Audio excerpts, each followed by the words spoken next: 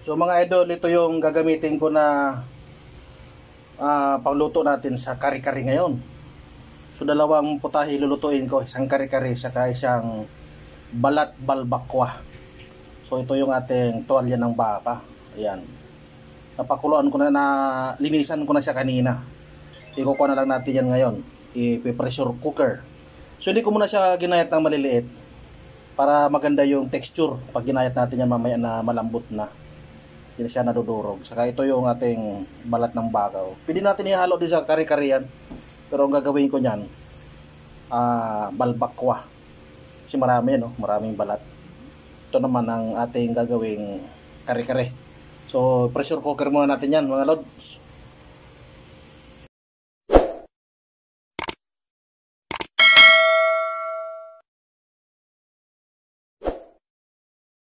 So, lagyan na natin sa ating pressure cooker. Ilalim ko yung tuwalya ng baka.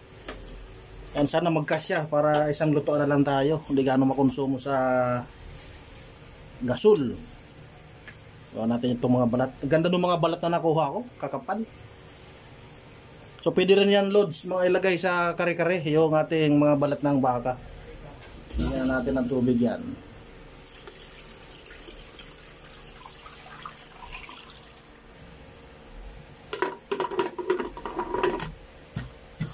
Hindi natin maigi para silyado talaga.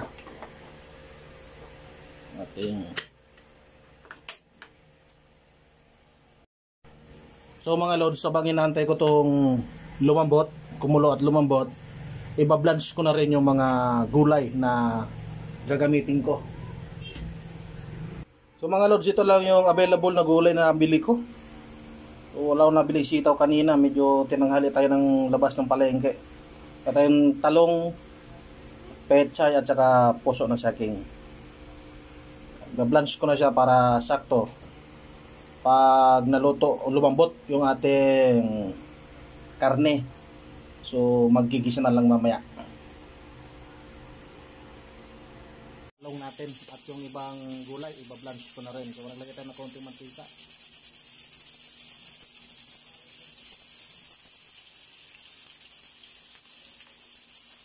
Ito natin itong talong.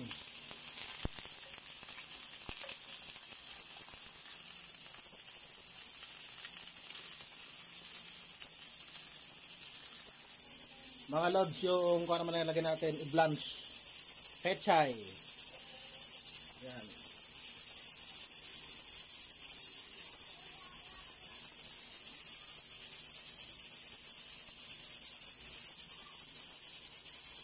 Yan, blanch lang natin yan para maluto. Uy, natapon pa.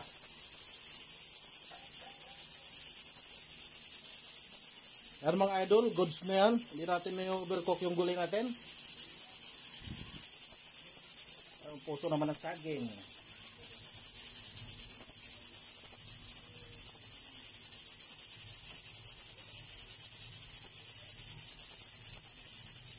Ngayon mga lods, magigisa na tayo. So naglagay na ako ng mantika. Lagyan na natin dito ang bawang. Sober natin ng sibuyas.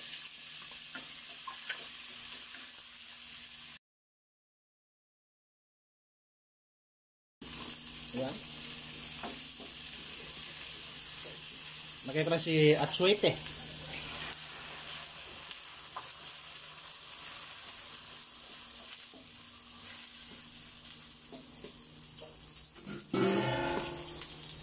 So mga lods, ito pala yung ating hiniwa na tuwalya ng baka. Ayan. O mga idol, nilaki-lakihan ko lang kasi pang sariling konsumo naman. Pero pag pagbenta yan, pwedeng lit-litan. Yan, saktong lambot.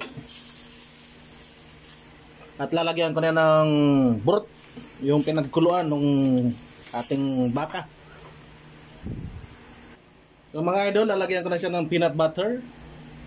Ito yung ating, uy, matigas yung peanut butter natin.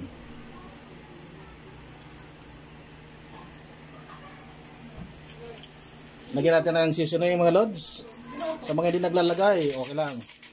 So asin, hindi na natin lalagyan ng asin yan. Patis pala may konti, lagyan natin patis. Dapat pala kanina ba nagigisa ako?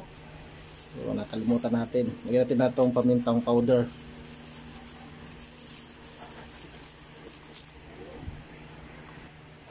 Takpan natin ng gusto para kumulo.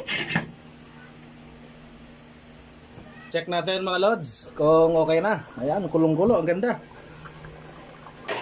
Ang ganda ng kulay. Iyon, no?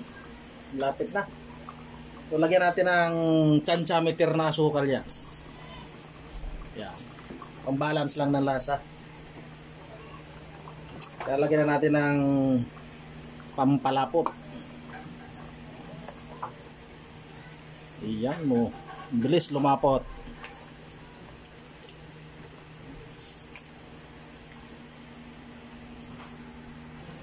Mga idol, ito na ang final goods na yan.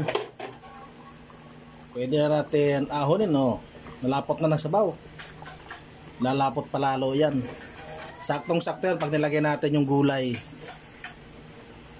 So ibabaw na lang natin yung gulay mamaya pagkakain na, para hindi na siya ma-overcook. Oh. Goods na goods. Ang ganda ng pagkalambot ng tuwalya ng baka. Yan ang ating, yan ang kare-kare ni Big Boy. Oh, goods na yan, goods na. So mga lods, ito na ang kare-kare ni Big Boy. Luto na siya. Ayan o, ang ganda ng pagkaluto natin. Tapos paparisa natin yan ng maanghang-anghang na bagoong napakasarap. Yan ang beef kare-kare. Tuwalya pala yan, tuwalya. Napakaganda. Kuha lang natin, half cook lang natin yung gulay. Binlanch ko lang siya sa mainit na tubig. Tsaka yung talong pinrito natin para di siya malapsa.